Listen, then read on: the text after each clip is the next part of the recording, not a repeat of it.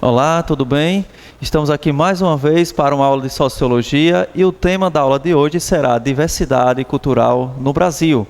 E nós vamos buscar compreender um pouquinho a respeito do processo de formação da identidade cultural brasileira, certo? Então, um questionamento importante que nos faz refletir a respeito disso é: existe uma identidade brasileira? Né?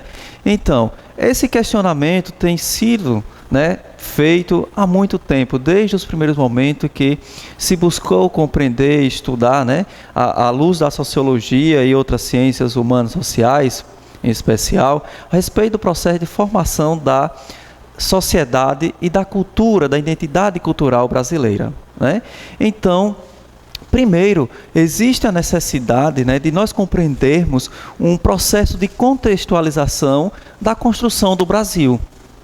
Então, nós temos, primeiro, a dinâmica da formação social e cultural.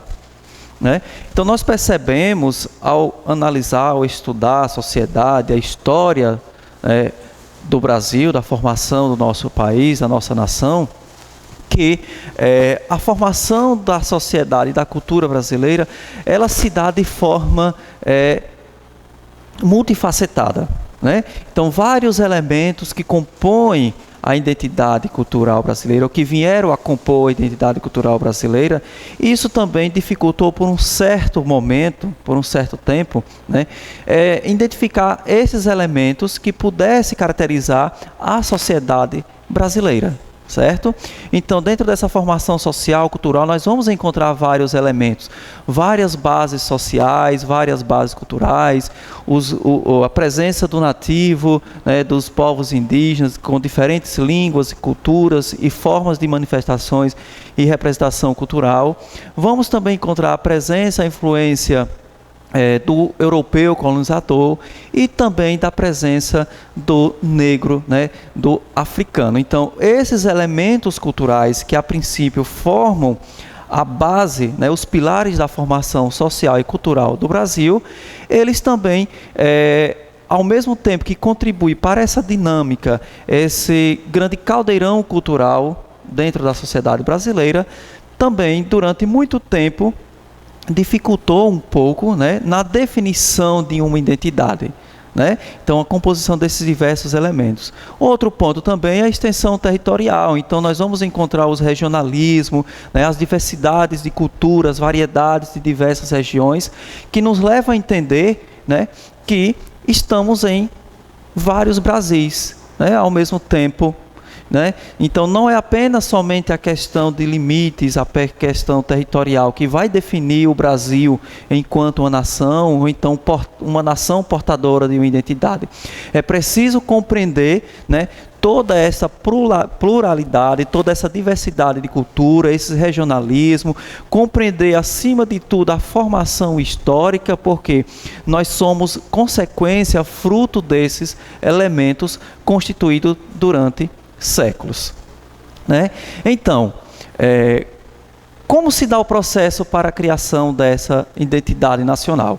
Então, na verdade, nós vamos buscar compreender a partir do processo da coleta de elementos, não só os elementos que nos diferenciam, como também os elementos que nos unem, que nos torna uniforme. Então, como já foi dito antecipadamente, as culturas nativas, o colonizador a partir do século XVI em diante, a presença do negro. Então, estes formam o quê? Os pilares étnicos e culturais do Brasil. Então, como diria Gilberto Freire, só para fazer referência, então, o negro, o nativo e o europeu, eles formam as bases dos elementos culturais, da estrutura social e cultural do Brasil. E aí nós vamos poder perceber que, a partir do momento da chegada, principalmente do colonizador do europeu, a construção não só apenas cultural, de uma identidade nacional, e também a construção social do Brasil, ele vai ser o quê? Uma formação ou construção de convivência desigual. E aí, professor, nós perguntamos por que essa convivência se dá de forma desigual, né? Justamente por causa do processo de colonização e de exploração instituído pelo colonizador, né? A presença do europeu. Então, qual é a ideia, né? Qual é o sentido, qual é o principal objetivo do colonizador europeu que vem ocupar esse novo mundo, a América recém-descoberta, né? Finalzinho aí do século XV, início do século XVI, com o desenvolvimento do processo de colonização baseado nas práticas mercantilistas da época, que vai justamente o quê? Impor a cultura, né? A cultura dominante, a cultura do colonizador. Então essa convivência, ela é uma convivência desigual, que também será apontada mais adiante, assim como apontou Gilberto Freire inicialmente, que essas seriam as bases principais da cultura brasileira, né? E da formação social. Porém, ela se dá o quê? De forma desigual. E quem vai falar isso mais adiante um pouquinho, que nós vamos apresentar aqui, será justamente Florestan Fernandes, porque essa convivência ela não se dá de forma uniforme, né? Nós temos o quê? As culturas nativas, os povos nativos que são dizimados, as culturas que são destruídas em nome de um processo civilizatório, né? Isso na visão do europeu, do dominante, e também a presença do africano, que vem na condição de escravo, né? Na imposição do trabalho escravo. Então, nós percebemos que essa convivência não é nada uniforme, não é nada igualitária. Além de que, a partir do finalzinho do século XVIII, início do século XIX em diante, principalmente no predomínio do século XIX, né? A partir do momento em que o Brasil deixa de ser uma colônia, torna-se independente, a preocupação pela criação de uma identidade nacional torna-se ainda mais evidente, porque até então o Brasil era uma colônia, né? Até 1822 o Brasil era uma colônia, então não se tinha preocupação em se criar uma nacionalidade. Até porque o território brasileiro, naquele momento, era apenas uma extensão dos domínios coloniais portugueses. Então, seguia-se o modelo europeu da colônia, certo? Da metrópole, perdão. Então, seguia-se o modelo europeu, né, do colonizador. No entanto, a partir do século XIX, os pensadores, né, alguns defensores dessa identidade nacional, vai começar justamente a olhar para esse passado da construção do Brasil e vai perceber que o Brasil é extremamente desigual. Então, qual vai ser a justificativa? Eles vão começar a pensar, né, a afirmar que o problema da construção social, da construção dessa identidade para o Brasil seria justamente a presença das culturas nativas e da cultura africana. Então, como resolver esse problema? Então, numa visão ainda colonizadora, mesmo o Brasil já sendo independente no século XIX, né, em diante, já vivendo o período imperial, então, mas ainda se tem uma mentalidade colonial, uma mentalidade europeia, né, eurocêntrica.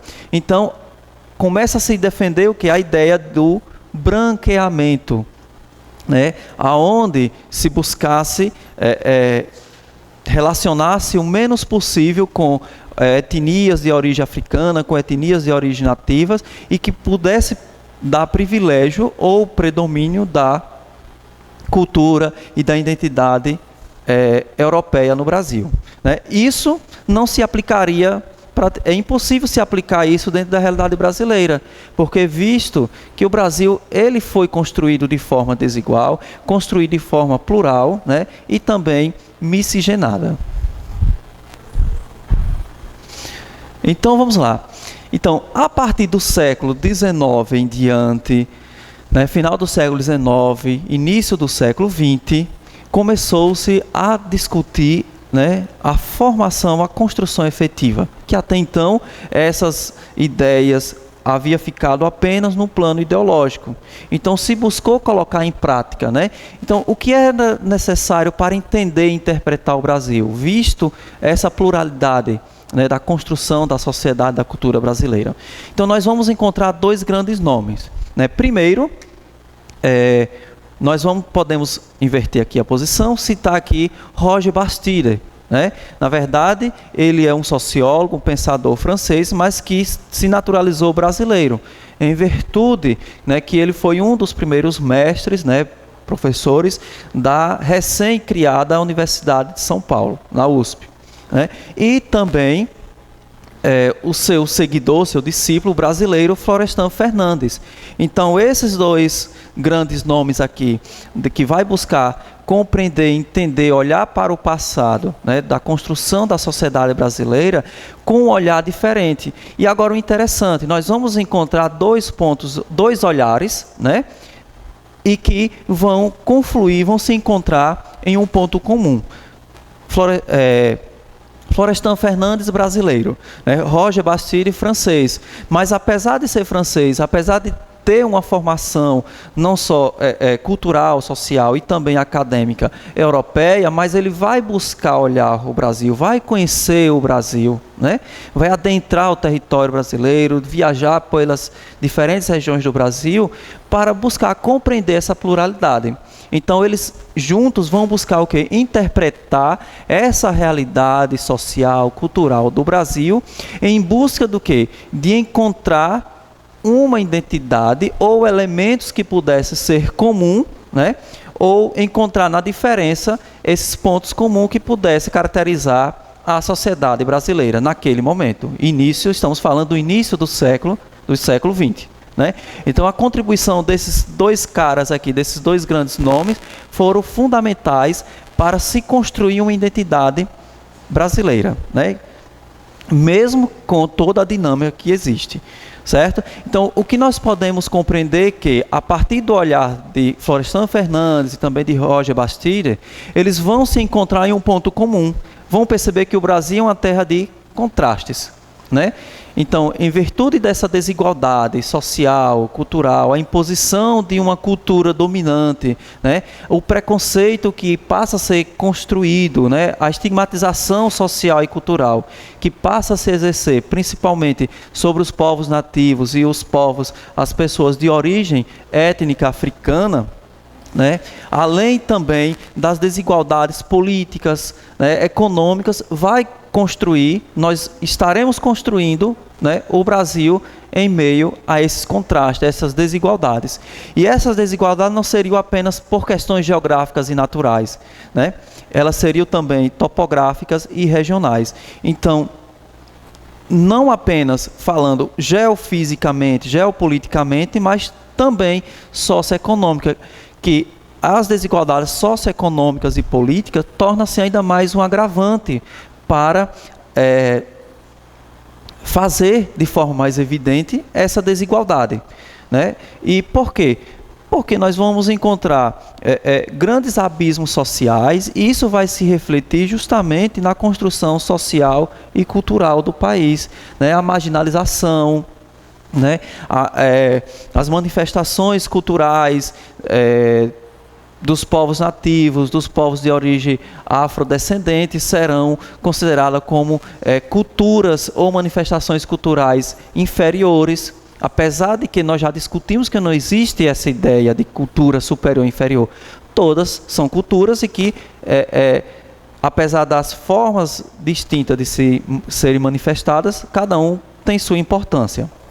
No entanto, esses abismos sociais e políticos, né, vai agravar e acelerar ainda mais as desigualdades na construção, não só do Brasil, né, geopolítico, como também no Brasil e na cultura na construção da nossa identidade. Ok? Vamos lá então, adiante. Então, apresento aqui para vocês Roger Bastide, né? Um francês abrasileirado.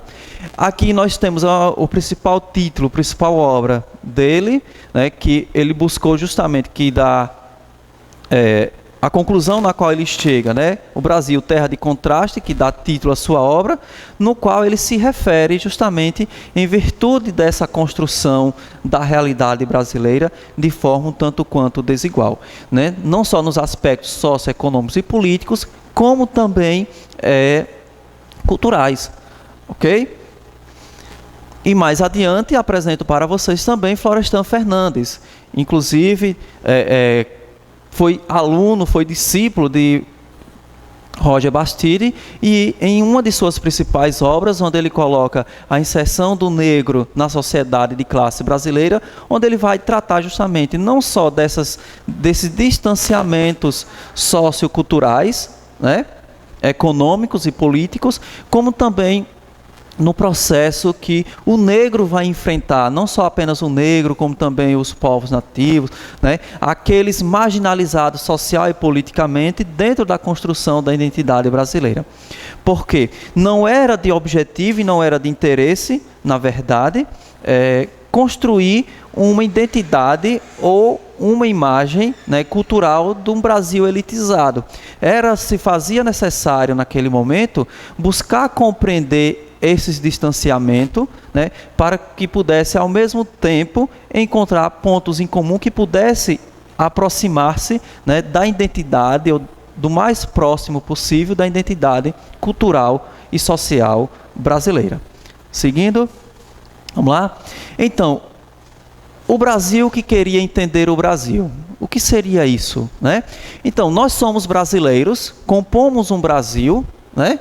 E precisamos nos compreendermos dentro desse país, dentro dessa nação, né? Então, essa identidade, esse Brasil que vai buscar justamente se autocompreender, né? Encontrar sua identidade, se auto-reconhecer, né? É como se você tivesse na sua carteira de identidade. Você tira a sua carteira de identidade e você pega ela em suas mãos, você se auto-reconhece. Então, nós precisaríamos naquele momento, né, ainda no início do século XX, veja só, pessoal, nós estamos falando de século XX, né? O processo de colonização do Brasil tem esse início lá no século XVI. O Brasil viveu mais de 300 anos dentro do domínio colonial, né? E viveu desde 1822 a 1889 dentro de um regime de governo monárquico. E até então não havia ainda se criado, durante todo esse tempo, né, de construção do Brasil, efetivamente não se havia compreendido, né, ou se auto-reconhecido a identidade brasileira.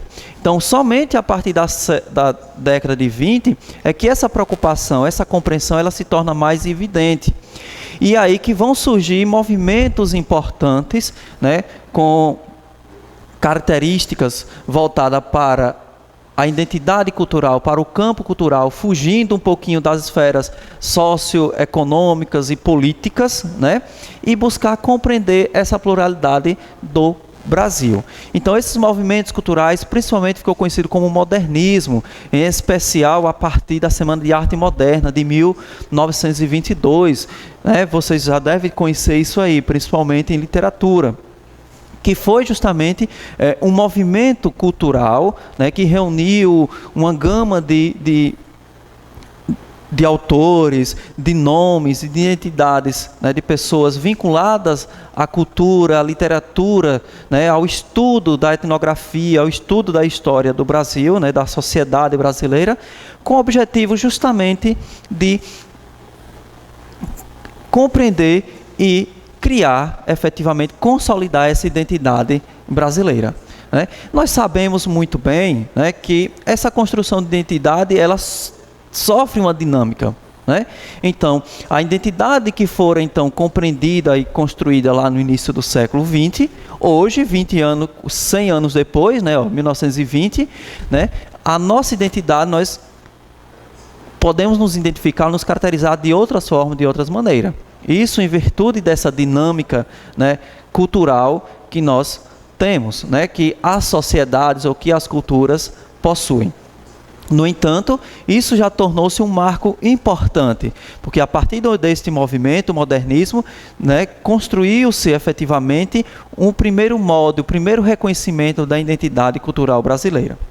E os principais nomes para esse momento foi Câmara Cascudo, Mário de Andrade, né? Então, esses dois aqui se dedicaram principalmente a desbravar e reconhecer a diversidade cultural do Brasil. Quando falamos de desbravar, é no sentido literal mesmo, de viajar, de adentrar o Brasil, ir para o interior, viajar, né, reconhecer as diversas regiões. Então, foi justamente com essa preocupação, né, que Mário de Andrade e Câmara Cascudo, né, não só apenas em seus estudos, suas análises, suas coletas de informações, Mário de Andrade também na literatura, contribuiu primordialmente para a consolidação desse movimento, desse modernismo cultural brasileiro. Ok? Então, vamos lá? Então, como criar uma identidade nacional? Por que como criar? Né? Porque, na verdade, tudo que nós vimos e falamos até então, justamente foram mecanismos, instrumentos utilizados para a construção dessa identidade. Ok? Então, porque essa identidade ela não se constrói de forma, né, autônoma, independente. É uma construção proposital. Né? Você precisa se reconhecer, nós precisamos nos reconhecer como tal. Então, para isso, nós vamos olhar para nós mesmos e nos questionarmos quem somos nós, o que nós carregamos, qual a nossa história, qual foi a nossa construção. Então, todo esse processo, todo esse caminho percorrido, né? Desde o processo da formação colonial, do período, passando pelo período também imperial, em diante, século XIX e século XX, essa preocupação pela criação da identidade nacional. E esta seria o quê? Por incrível que pareça, uma tarefa dos intelectuais. E aí eu reafirmo, não somente uma tarefa dos intelectuais, né, mas aonde todos os elementos, todos os grupos étnicos, sociais, culturais que compunham o Brasil também eram responsáveis para essa construção. No entanto, se fazia necessário que esses indivíduos se autorreconhecessem, tivesse o sentimento de pertencimento, né, de uma identidade, apesar de plural, né, o Brasil que era e o Brasil que é ainda hoje, se fazia necessário que cada um dos brasileiros se identificasse em meio a essa pluralidade, buscasse encontrar elementos que os unissem de modo comum. Então, um dos principais nomes temos Gilberto Freire, ele que foi um dos precursores, né, da sociologia no Brasil, assim como já falamos também de Florestan Fernandes, considerado o pai da sociologia brasileira, Sérgio Buarque de Holanda, Caio Prado Júnior. Então, esses caras aqui, eles buscaram justamente entender de forma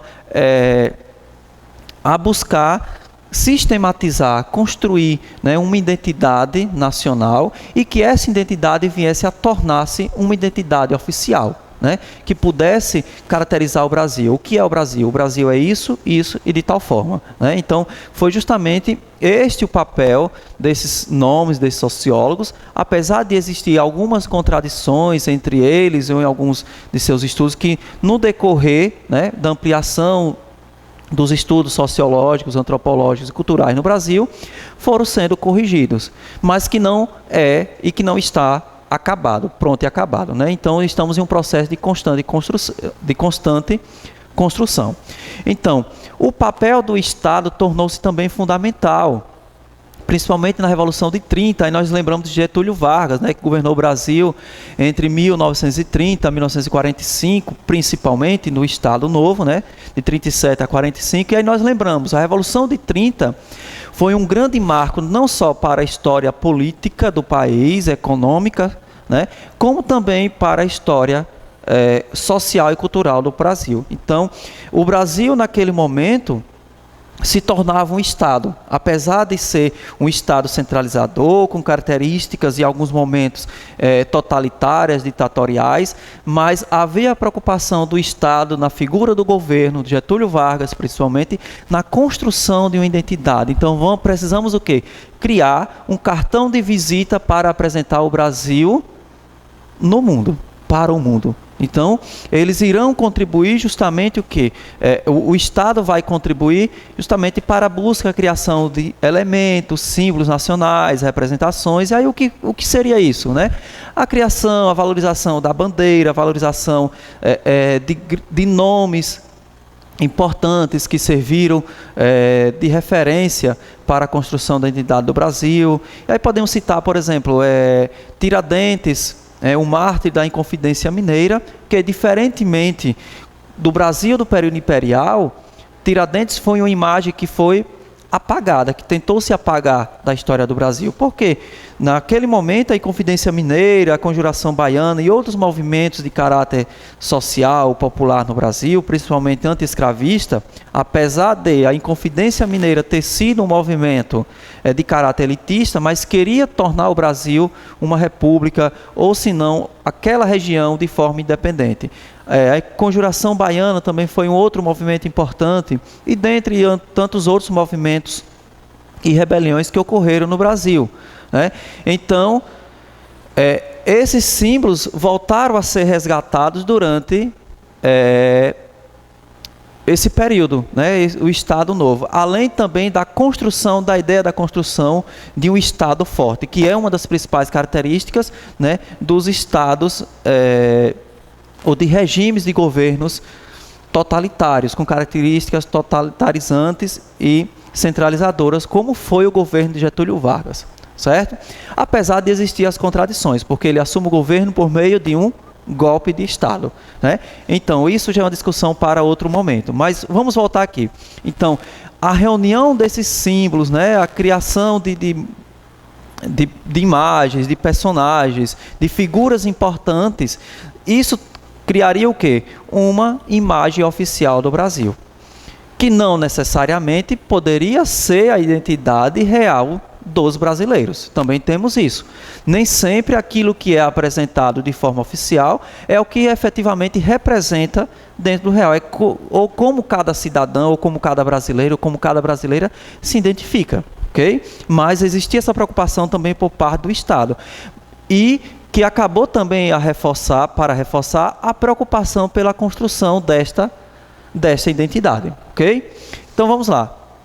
Então, transformar a tradição em identidade, ou seja, reunir os elementos culturais, né, das diferentes regiões, dos regionalismos brasileiros e transformar isso em identidade.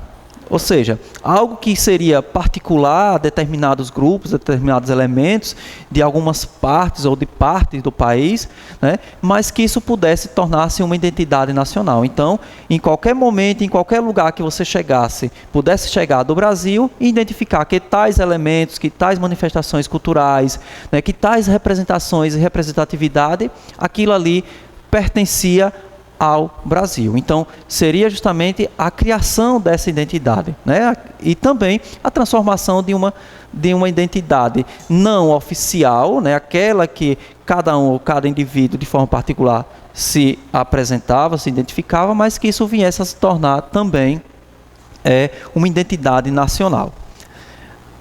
Então, essa identidade seria o quê? Algo imaginado, ou seja, algo que seria criado, né? Algo que se desejou criar de forma proposital, né? Como disse inicialmente, o Estado não estava preocupado exatamente com a criação de uma identidade que representasse efetivamente, né, cada indivíduo, cada brasileiro e cada brasileira em suas diferentes formas de representação. No entanto, havia-se o quê? A necessidade da criação de uma identidade nacional. Então, compreenda-se o quê? Identidade nacional aqui, ele é um elemento, um objeto criado de forma proposital, algo que foi imaginado, né, projetado, coisa que até então o Brasil ainda não possuía. Por isso que eu disse há alguns instantes e reafirmo que o Brasil, a identidade do Brasil lá no século XX, no início do século XX, nós não podemos afirmar que é a mesma identidade cultural que nós temos no Brasil hoje do século XXI, né? Então, isso é um processo, até por conta das questões dinâmicas e transformações constantes que ocorrem dentro da sociedade, dentro da cultura e assim por diante. Uma outra questão também, que até mesmo dificultava esse processo de construção da identidade nacional, era justamente as práticas culturais, a criminalização. Por incrível que pareça, diz assim: sim, professor, como assim a criminalização das práticas culturais? Aí nós voltamos àqueles pilares da formação social e cultural brasileira. O negro e o indígena, principalmente, eram marginalizados, né?